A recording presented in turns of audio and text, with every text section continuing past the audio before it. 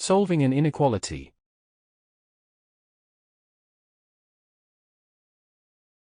Solving an inequality means finding the set of values that make the inequality true.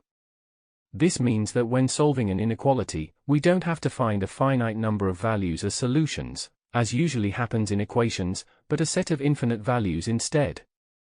For example, if after doing all necessary operations we obtain x greater than 3 as the final, simplest version of inequality, this means all values of the variable x that are greater than 3 are solutions of the given inequality.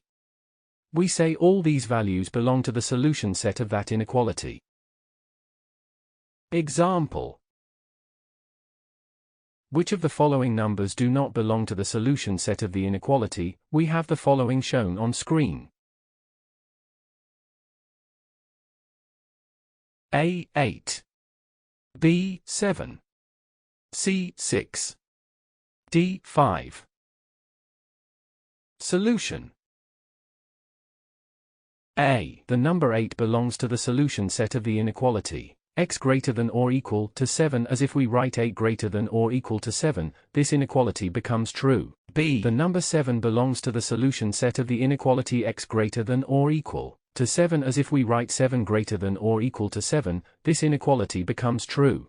C. The number 6 does not belong to the solution set of the inequality x greater than or equal to 7. As if we write 6 greater than or equal to 7, this inequality becomes false.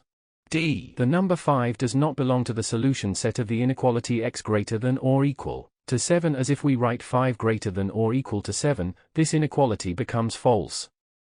That is all for lesson 10.1.2. To continue this tutorial, please watch 10.1.3, double inequalities and the symbols used to express solution sets. Thank you for watching. Make sure to like and subscribe to keep up to date with new videos. For more information, calculators, and tutorials, please visit www.icalculator.info.